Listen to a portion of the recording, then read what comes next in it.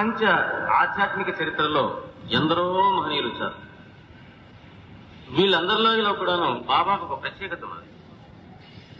వచ్చినటువంటి మహనీయులు ఒక అంతకు ముందు ఉన్నటువంటి ధర్మాన్ని ఆచరణలో పూర్తిగా చూపి మళ్ళా తిరిగి దీనికి ఇంకా ఆ రోజు సామాజిక రాజకీయ పరిస్థితులకు అనుగుణంగా ఇంకా సరిగ్గా ఎట్లా చెప్పాలా, అప్పటి వరకు పూజ పెట్టిపోయి అప్పటి వరకు కొద్దిగా రాటైపోయినటువంటి ఏవైతే ఆచారాలు ఉన్నాయో వాటిని ఖండిస్తూ వాటిని సంస్కరించి వాటిని రిపేర్ చేసి మన సరిగ్గా ఏ రకంగా మనం ఆధ్యాత్మికతలో మనం ముందుకు పోవాలా అనే విషయాన్ని చూపించిన వాళ్ళు ఉన్నారు.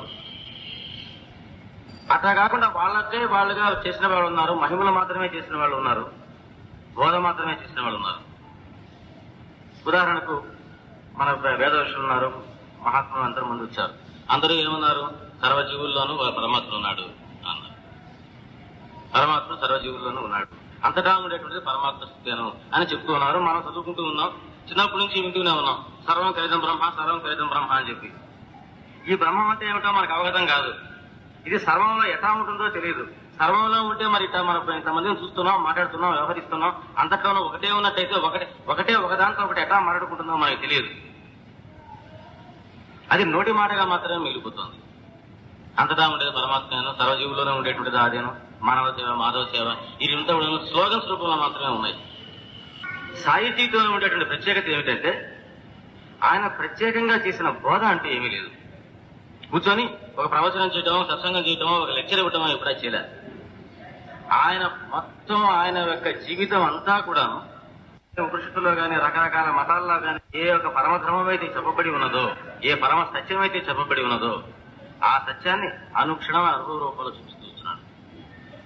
అందుకని ఆయన అంటాడు, ఇంత మహిమాన్వితుడైనప్పటికీ కూడా నేను చమత్కారాలు చేయను అన్నాడు.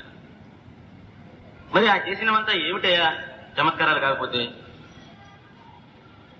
ఎక్కడో ఎవరికో ఏదో బాధ కలిగితే ఇక్కడ చెప్తున్నాడు, ఎక్కడికో జీవికి మన గారు రొట్టె మొక్కేసినట్టు అయితే ఇక్కడ నాకు పెట్టామమ్మా అని చెప్తున్నాడు. ఒక మాట అంటే జరుగుతోంది, నీకు ఎట్లాగైనా సరే జరుగుతుందో పోనంటే పరిస్థితులంతా అనుకూలంగా వచ్చేసి వాడికి పని అయిపోతుంది. మరి ఇవన్నీ చమత్కారాలు కావా? చమత్కారాలు కాకపోతే మరి ఏమిటి? మరి ఆయన చేసింది. మరి బాబానే అన్నారు ఈ మాట, నేను చమత్కారాలు చేయను అని. బాబా చేసింది ఏమిటంటే ఆయన దగ్గరికి వచ్చినటువంటి భక్తుడి మనసులో అందరి జీవుల్లోనూ ఉండేటువంటిది ఒకే ఒక చైతన్యము అనే విషయాన్ని తిరిగి మళ్ళా మనకు అది గుర్తు చేస్తూ వస్తున్నారు. ఆయన జీవితం చదివినట్టయితే ఈ యొక్క సత్యాన్ని అందరిలోనూ ఉండేటువంటిది ఒకే ఒక పరమాత్మ తత్వము అనేటువంటి విషయాన్ని గుర్తు చేయకుండా ఉండగా లేదు కనిపిస్తుంది మనకు. సాయి చరిత్ర చదివినట్టయితే ఏమవుతుందంటే మనకు ఇదే ఆయన ఏ పరమ సత్యాన్ని అయితే బోధించడానికి ఆయన మొత్తం జీవితం అంతా జరిగిందో ఆ సత్యం మన మనసులో తెలియకుండా మనకు ముద్రపడుతుంది. బాబా అంటే ఎవరు అని అంటే మనకు గుర్తింపుగా ఈ ఫోటో ఉంటే ఉండవచ్చు కాక, ఈ రూపం ఉంటే ఉండొచ్చు కాక, ఆయనే అన్నారు ఆ మాట. కానీ ప్రతి జీవిలోనూ ఉండేటువంటిది ఆ పరమాత్మ తత్వమైనటువంటి విషయం మన మనసులోకి వస్తుంది. అది వచ్చిన రోజున, అది మన మనసులో బాగా ద్రోవపడిన రోజున ఒక వ్యక్తిని ఒక వ్యక్తి ద్వేషించుకోవటం, ఒకరి మీద కోపం, ఒకరి మీద వ్యామోహం ఇవి ఉండటం మాత్రం సరే. అట్లా కాకుండా పక్క మనిషి ద్వేషించవద్దు, పక్కవాడిని నీలాగానే చూసుకో, అందరిలోనే పరమాత్మ ఎట్లా చూడగలడు?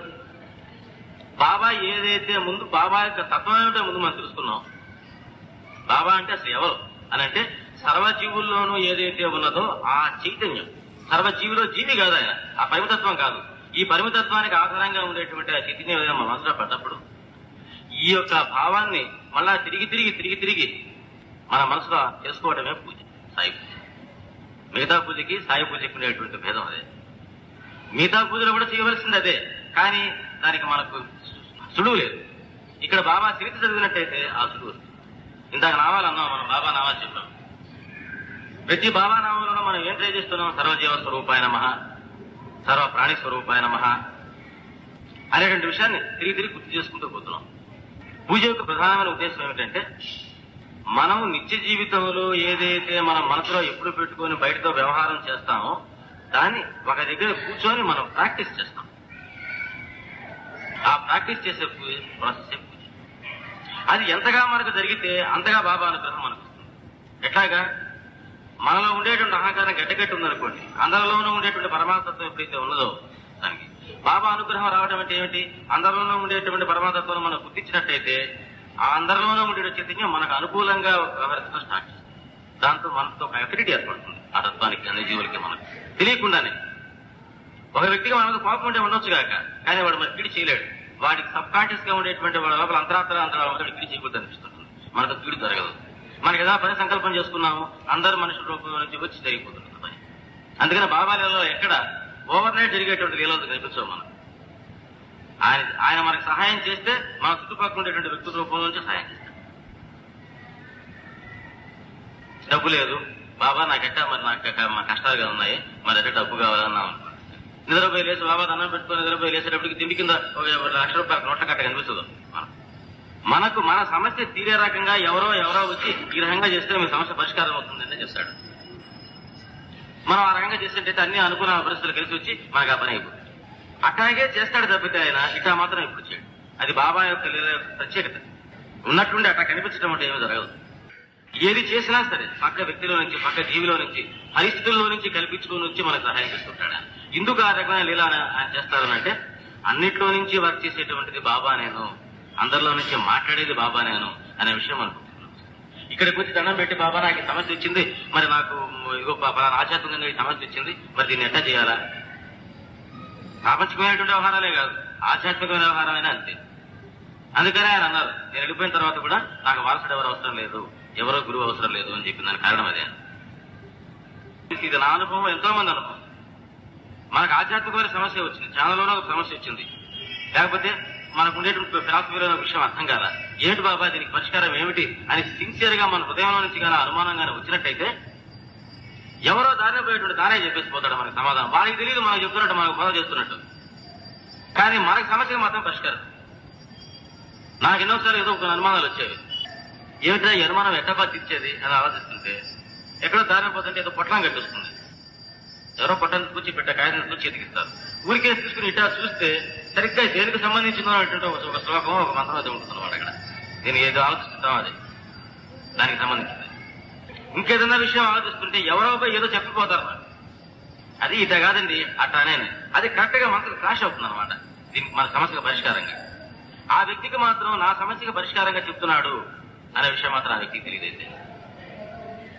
అదే బాబా ఆయన జీవించుండేటప్పుడు కూడా అట్టగా బోధించేవారు. ఆయన ఎవరన్నా వచ్చి ఒక ప్రశ్న వేస్తారు అనుకోండి, ఉపనిషత్తుల్లోనూ వేదాల్లో వచ్చి ఒక ప్రశ్న వేశారు, ఆయన నోటి మాటలు సమాధానం చెప్పేవాడు కాదు.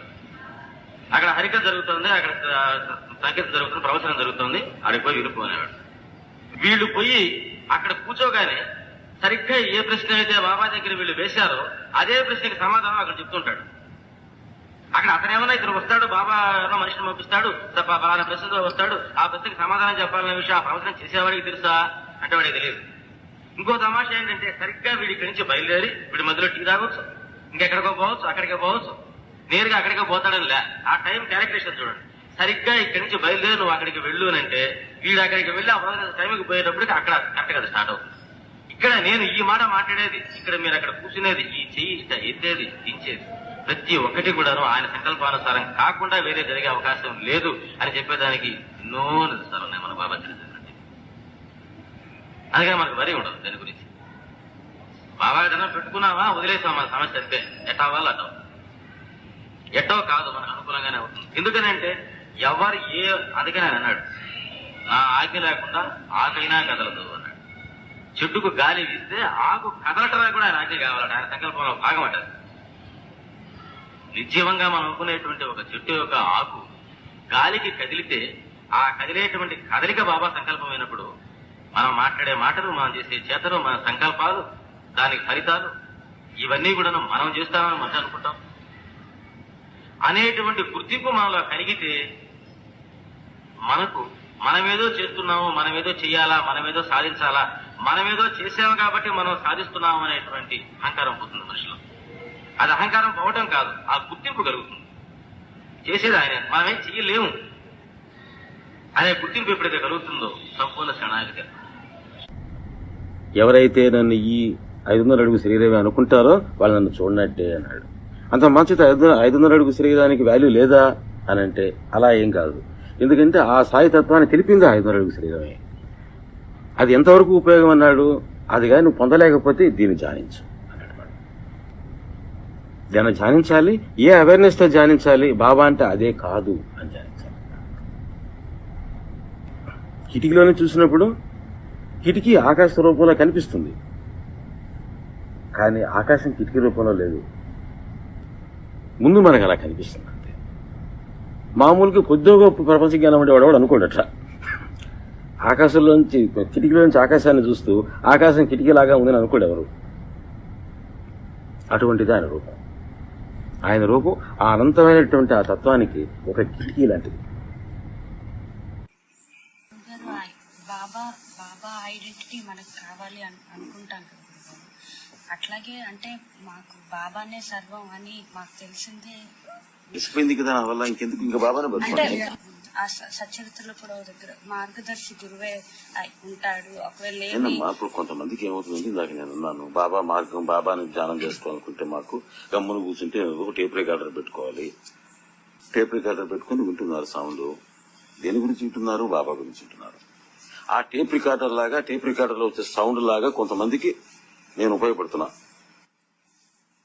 మాకట్లా ఉపయోగపడుతున్నారు గురువు గారు, దానికి మాకు మిమ్మల్ని చూస్తే మాకు బాబా మీద ఫోకస్ చేయాలని అనిపిస్తోంది అని కొంతమంది ఉన్నారు. అయితే ఉపయోగపెట్టుకోండి అంటున్నా. టేప్ రికార్డర్ లాగా ఉపయోగపడడానికి నాకేం అబ్జెక్షన్ లేదు. కానీ ఈ టేప్ రికార్డర్ ఎవరి గురించి చెప్తుందో అది మాత్రం మంచి. టేప్ రికార్డర్ మీద ఫోకస్ చేయకండి. అదే నేను చెప్పేది. నేను ఎన్నో సత్సంగాలు నేను ఎగ్జాంపుల్ కూడా అదే చెప్పింది. నేను బాబా గురించి చెప్పాను. నేను చెప్పిన మార్గంలో పోవాలనుకునే వాళ్ళకి నేను ఇంకో చెప్పేది ఏంటంటే, నేను ఒక విండో లాంటి వాడిని అంతే. రూమ్ లో కూర్చున్నారు, మొత్తం చుట్టూ ఇంకెక్కడా ఇది లేదు, ఒక్క విండో మాత్రమే తెరిచింది. బయట ఆకాశాన్ని చూడాలి. విండో తెరుస్తారు, చూస్తారు, ఆకాశాన్ని చూస్తారు. మీరు విండోని చూస్తున్నారా, ఆకాశాన్ని చూస్తున్నారా? కానీ మేము ఒకరికి చెప్పాలంటే విండో తెరిచి ఉండాలిగా. విండో లేకుండా ఆకాశాన్ని చూడగలరు? విండో ద్వారా చూస్తారు, కానీ విండోని ఎవరు చూడరు. కొంతమందికి విండో లాగా ఉపయోగపడుతున్నారు.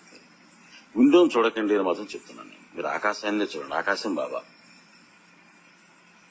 అబ్బా ఈ విండో ఈ షేప్ లో ఉంది, ఇది ఇట్లా ఉంది, ఈ విండోకి ఈ రంగు వేసిందే చూడకండి. మీరు చూడదలుచుకున్నటువంటిది ఆకాశం. అందరూ విండో ద్వారానే చూడాలంటున్నారు. డోర్ తెచ్చుకుని కూడా బయటకు వెళ్ళవచ్చు. విండోనే ఎక్కువ నచ్చుతుంటే తప్పదు, విండో నచ్చకూడదు. మీకు ఆకాశం నచ్చాలి, అది కరెక్ట్ కాదు.